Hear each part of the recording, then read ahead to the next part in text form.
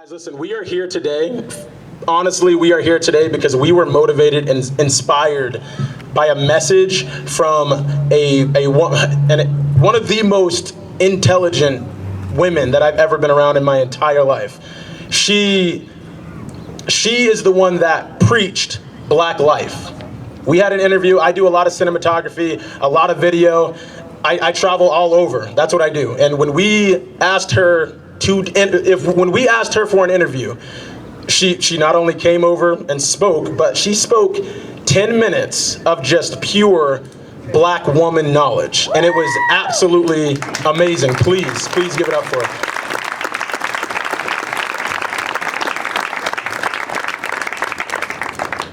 There's two of them. When we were in Montpelier, a woman by the name of Ashley, a woman by the name of Jess, two sisters spoke. Can you raise your hand if you were actually in Montpelier at all for that? Absolutely, give it up for them, seriously, absolutely. Absolutely. I'm already speaking too long. So, we are here today to celebrate Black life. We're here today to listen to stories, and I want you guys to give it up for Jess and Ashley Laporte, the two sisters that brought us all here. Hi everyone.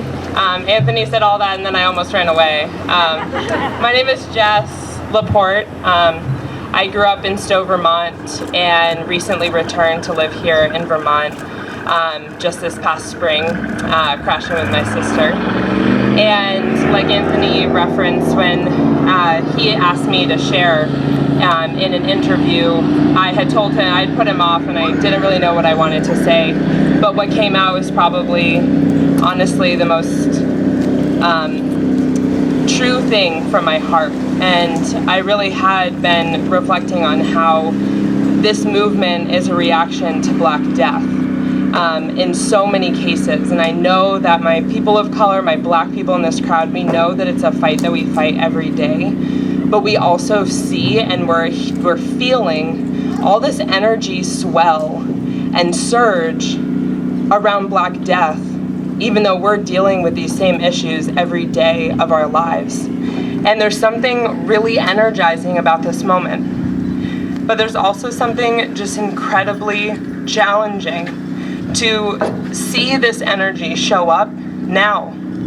And maybe not when we were younger growing up here, or for the young children in this crowd, or for the young professionals, for the people finding their way in this world, just not feeling like that same energy is showing up for you each and every day, that you are surviving in a world that you are not made to survive in. So for me, I do have a bit of a message to our white allies in Montpelier. I called you allies, and I will continue to call you into a fuller understanding of what that means, because I think it's important. For me, I really don't need a cheerleader. I don't. I know that I'm smart. I know that I'm a hard worker. I know that I'm beautiful. I know that I'm an awesome person. I just want to echo that to everyone, every Black face in this crowd. Like, know those things about yourself. You are so valuable. And I think too often as people come alongside this movement, they become cheerleaders. But if you're going to congratulate the gifted Black student in your classroom or that's going to school with your child, think about what that implies. First, as if that's an exception to the rule. And second, are you actively dismantling the aspects of the school system that make it difficult for that student to show up, achieve, and just on a baseline be comfortable? Yes, they're gifted, but there's so much more that goes into that. If you want to congratulate the hardworking Black man, you have to recognize whether or not in your workplace you're creating opportunities for Black men to not just work there, but to rise into leadership. And are you a part of putting down the systems that actually bar Black men who have been incarcerated from the employment, from being employed at all? I think we have to, I really just want to call people to go from being a cheerleader into truly being a dismantler of this system of oppression that is holding Black people back.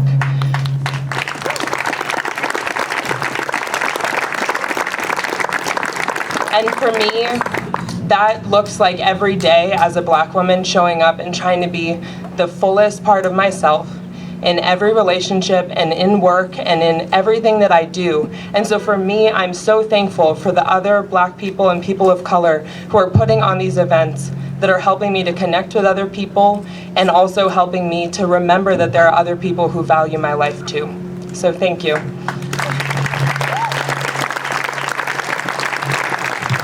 guys. We're still getting some feedback. I'm gonna move back a little bit here.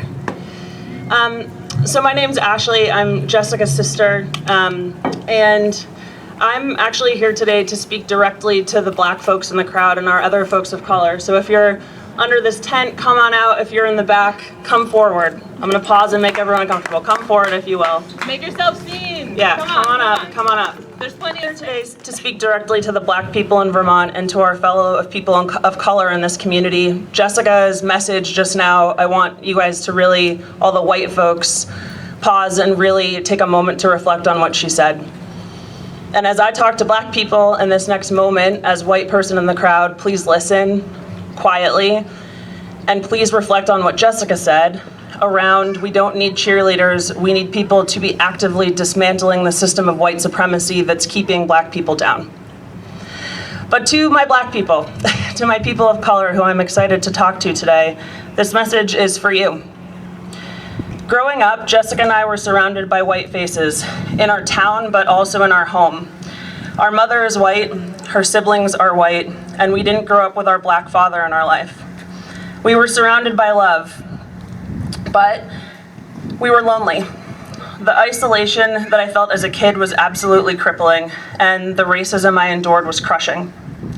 Yes, there were overt moments of racism, but more often than not, we dealt with the covert kind. The sideways looks at my hair, the questions, do you really want to stay out in the sun? You might get too dark. The attributions of my accomplishments to the white people who had given me an opportunity out of charity, not at all recognizing that these opportunities were readily available to my white classmates and colleagues, but that for Black people they are kept away systemically. The impact of all of this was shredded mental health, multiple eating disorders and overeating, unhealthy relationships with men, and a constant need to either please or completely buck authority systems. To my Black people in Vermont, does this sound familiar to you? I would not be surprised if it does. We're living in the second whitest state in the country, and we know that there are actually 2 Vermonts out there, and neither one of them is particularly welcoming to us. The one in Burlington and Chittenden County, where the racism comes with a smile and good intentions and the kind of dangerous progressivism that says the right thing but too often falls short of action. And the Vermont, in places like Newport, where the racism is worn on the sleeves and flagpoles of its citizens in the form of Confederate flags. If you feel traumatized living here, you are not crazy. It's traumatizing. The weight of this thing can feel like it's crushing you. But I want to leave you with a thought today. As Black people, we are resilient by nature. I've been thinking a lot about resilience in this moment that we're in. Resilience is defined by the ability to both survive and to thrive. Every day, we are simultaneously surviving and thriving in a world that seems to do everything in its power to get rid of us. Growing up as a poor Black girl with a white mom in Stowe, Vermont, being a Black girl in a New England boarding school, being a Black woman in business, despite the systemic racism built to keep me down, I somehow keep pulling myself up, pushing ahead, and I am determined to accomplish more than they think I am capable of. I have built mechanisms to keep going under all this weight. And my weight is light compared to so many of the Black brothers and sisters whose weight is the weight of air pollution on their lungs because our nation builds polluting factories in Black communities.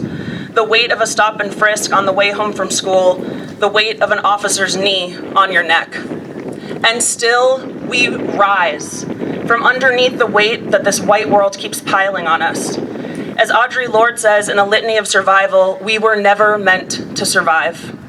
Think about that. It's a scary truth. How many times have they tried to kill us? It's happening as we speak. We were never meant to survive. and we should find strength in that. Not a look how far we've come kind of way strength, but in a we are still here, we are still fighting kind of way. Against all odds, against the systems that continuously push us down, we are here and we have risen up again. The power of this, that we are a resilient people, that we can both fight in the here and now, and that we can lean into our tiredness. That doing that is not giving up. That self-care is a radical act, something else Audre Lorde taught me. We are allowed to sit in our exhaustion, and we are allowed to acknowledge it. Notice the hurt in your feet, the weight behind your eyes, the tightness in your chest, that lump in your throat. And take a deep breath through your nose and out through your mouth. Draw on the strength you've built over time, in the length of your life, but also in the strength of all the Black people who have come before us. We the strong, we the survivors, we the fighters. So my message today to my Black people, all my Black people in Vermont specifically, remember your resilience. Know you have it, know its power, and find comfort in it. We're gonna need it in the fight ahead. Thank you.